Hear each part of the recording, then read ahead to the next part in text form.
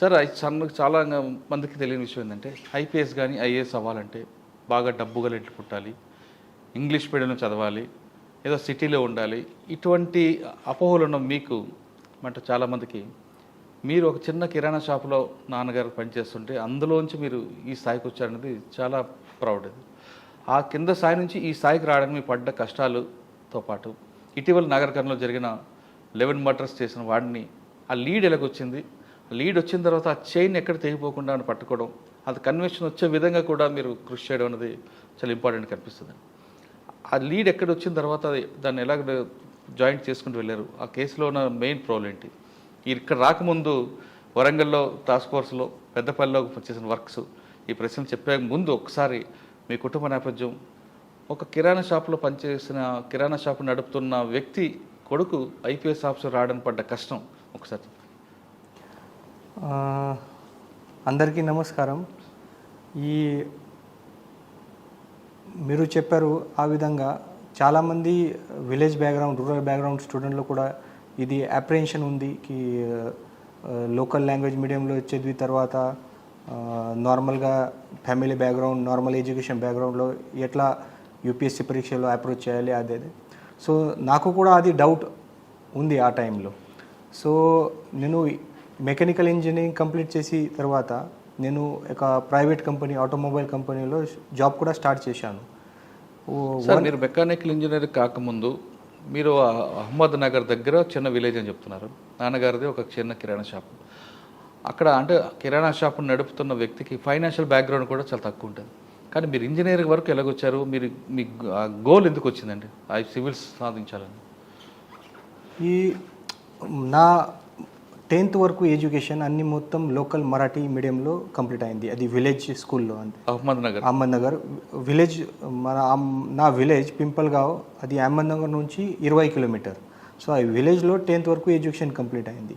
10th తర్వాత నేను సైన్స్లో అడ్మిషన్ చేశాను. 11, 12 సైన్స్లో అహ్మద్ నగర్లో సిటీలో. సో అక్కడ ఆ టైంలో ఫీ చాలా తక్కువ ఉంది. అది డైరెక్ట్లీ నెంబర్ వచ్చింది కాబట్టి ఫీ తక్కువ ఉంది. ఈ 11, 12 తర్వాత నేను గవర్నమెంట్ పాలిటెక్నిక్ డిప్లొమాలో అడ్మిషన్ చేశాను, మెకానికల్ ఇంజనీరింగ్ డిప్లొమాలో. సో అది గవర్నమెంట్ పాలిటెక్నిక్ ఇంజనీరింగ్, అది కూడా ఫీ చాలా తక్కువ ఆ టైంలో. ఈ డిప్లొమా కంప్లీట్ చేసే తర్వాత నేను డైరెక్ట్లీ సెకండ్ ఇయర్ అడ్మిషన్ తీసుకున్నాను మెకానికల్ ఇంజనీరింగ్ గురించి పూణే కాలేజ్లో. సో ఆ టైంలో కాబట్టి కొంచెం స్కాలర్షిప్ దొరికింది, ఫైనాన్షియల్ సపోర్ట్, ఫాదర్ కొంచెం లోన్ తీసుకొని అన్ని మొత్తం అడ్జస్ట్ చేసి అది మేనేజ్ చేశాను. సో జాబ్ ఇంజనీరింగ్ కంప్లీట్ తర్వాత నా ఫస్ట్ టార్గెట్ అంటే కి జాబ్ దొరకాలి, జాబ్ చేసి నా మొత్తం ఎడ్యుకేషన్ తర్వాత నా లైఫ్ అన్ని మొత్తం సెటిల్ చేయాలి, అది నా ఉద్దేశం.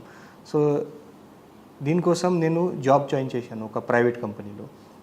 ఈ జాబ్ జాయిన్ తర్వాత 1.5 year తర్వాత నా మైండ్ అక్కడ 100% పూర్తిగా లేదు. అది కొంచెం వేరే చేయాలి, బిజినెస్ చేయాలి, లేదా ఫ్యూచర్ ఎడ్యుకేషన్ చేయాలి, కొంచెం ఎగ్జామ్ చేయాలి.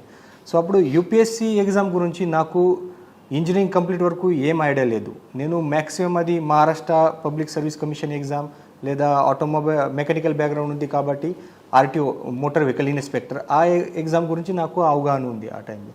బట్ సడన్గా అది ఇంజనీరింగ్ తర్వాత నా ఒక ఫ్రెండ్, తర్వాత ఒక ఫాదర్ ఫ్రెండ్ కూడా చెప్పారు ఇది యూపీఎస్సీ లాగా ఎగ్జామ్ ఉంది, మీ సన్ అది కొంచెం కొడుకు మంచిగా ఉంటేదో అది ట్రై చేయాలి. ఫ్యామిలీ బ్యాక్గ్రౌండ్ ఎవరు లేరు? ఫ్యామిలీ బ్యాక్గ్రౌండ్ ఎవరు లేదు. నా ఫ్యామిలీలో అన్ని మొత్తం అది షాప్ కీపర్, అన్ని మొత్తం చిన్న చిన్న బిజినెస్ చేస్తున్నారు. సో గవర్నమెంట్ జాబ్లో ఇప్పటి వరకు ఎవరు లేదు నా ఫ్యామిలీ నుంచి. సో అది ఐడియా వచ్చిన తర్వాత నేను కూడా ఆలోచన చేశాను. బట్ ఫైనాన్షియల్ సిచ్యువేషన్ కూడా ప్రాపర్గా లేదు. దీనికోసం ఫస్ట్ నేను ఢిల్లీలో మంచి క్లాసెస్ ఉన్నాయి, అది కోసం నేను ఢిల్లీలో వెళ్ళాను.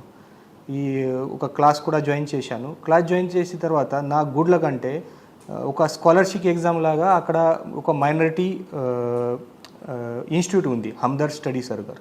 సో ఈ హమ్దర్ద్ స్టడీ సర్కిల్లో ఒక ఎగ్జామ్ క్వాలిఫై అయిన తర్వాత వాళ్ళు ఓన్లీ 5,000 రూపీస్ మంత్లో room, accommodation, food, classes, news paper, internet, all facilities provide చేస్తున్నారు. సో నా లక్ అంటే కి నా అడ్మిషన్ అక్కడ అయింది. సో 3 సంవత్సరం నేను ఆ ఇన్స్టిట్యూట్లో ఉన్నాను.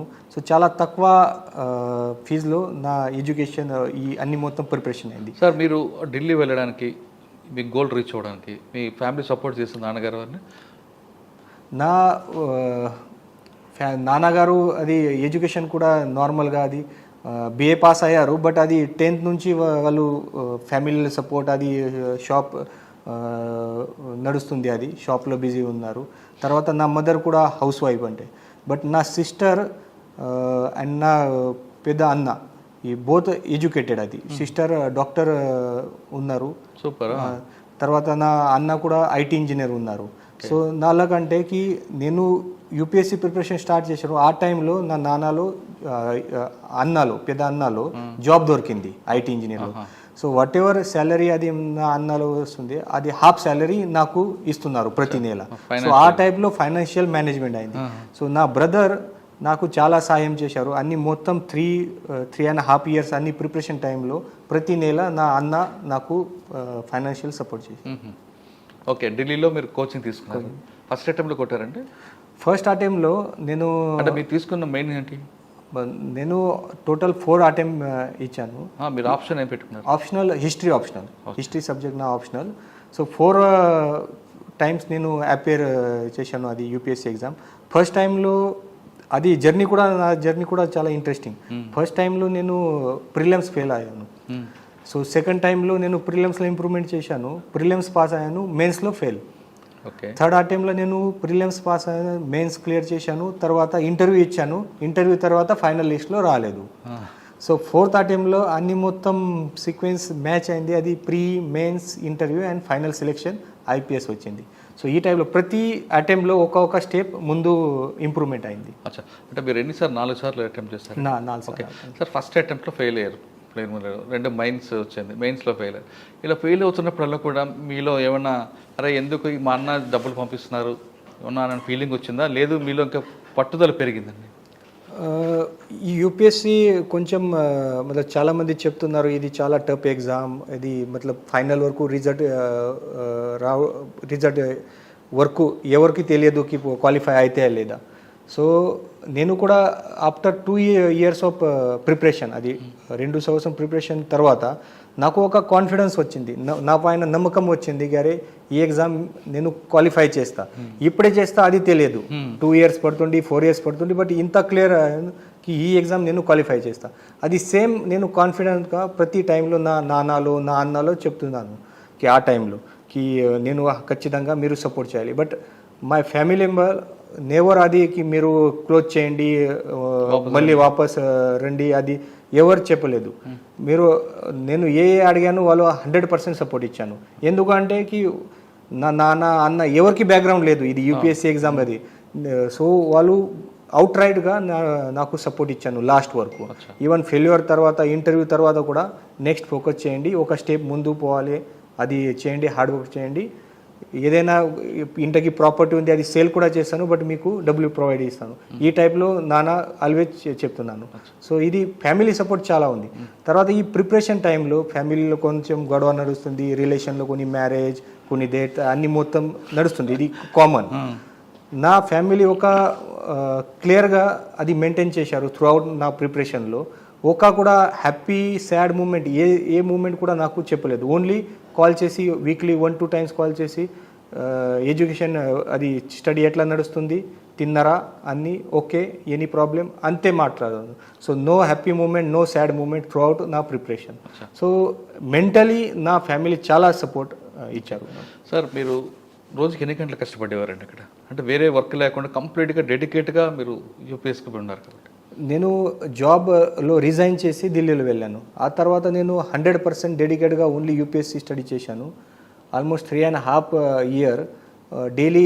అది ఆన్ అన్ యావరేజ్ అది ఫిక్స్ టైం టేబుల్ లేదు, but on an average 8 to 10 hours నేను డైలీ స్టడీ చేశాను. అచ్చా, గ్రూప్ డిస్కషన్ ఉండేదంటే లేదు మీరు ఇండిపెండెంట్గా ప్రిపేర్ అయ్యారు? అది బెనిఫిట్ ఏమైంది, అది హమ్దర్ద్ స్టడీ సర్కార్ అది మైనారిటీ ఇన్స్టిట్యూట్లో వాళ్ళు అందరూ పర్సన్ అక్కడ క్వాలిఫై చేసి వచ్చారు. సో ఒక గ్రూప్ లాగా అది మంచిగా డిస్కషన్ అయింది, ఇంటర్వ్యూ కోసం, మెయిన్స్ కోసం, గ్రూప్ డిస్కషన్ చాలా మంచిగా, తర్వాత అక్కడ సీనియర్ ఆఫీసర్ కూడా చాలా గైడెన్స్ ఇచ్చారు అక్కడ. సో అది ప్లేస్ నాకు ఒక మెయిన్ రోల్ ఉంది అది ప్లేస్కి కూడా, కి అన్ని మొత్తం సిస్టమేటిక్ అక్కడ అయింది, ఫ్రెండ్ సర్కిల్ కూడా మంచి దొరికింది. సో దీని కాబట్టి నాకు కూడా బెనిఫిట్ అయింది. అచ్చా, ఓకే. ఎన్పిఏలో వచ్చారు, ట్రైనింగ్ అయింది. ట్రైనింగ్ అయిన తర్వాత passing out parade. Passing out పెరేడ్కి మీ ఫాదరు మదరు అందరూ వచ్చి ఉంటారు. వాళ్ళ ఫీలింగ్స్ ఏంటి మీ యూనిఫామ్లో చూడగానే? అదే యాక్చువల్లీ ద ఐపీఎస్ సెలెక్షన్ అయిన తర్వాత the best part of life అది కి పాసింగ్ అవుట్ పరేడ్లో ఫ్యామిలీ మెంబర్ అక్కడ ఉంటే వాళ్ళు అప్రిషియేట్ చేస్తాను, నా యూనిఫామ్లో కొంచెం స్టార్ వగేరా టచ్ చేస్తున్నారు. But our batch bad luck అంటే కరోనా వచ్చింది ఆ టైంలో. ఈ కరోనా గురించి బయటకి ఎవరు గెస్ట్ అలౌట్ చేయలేదు.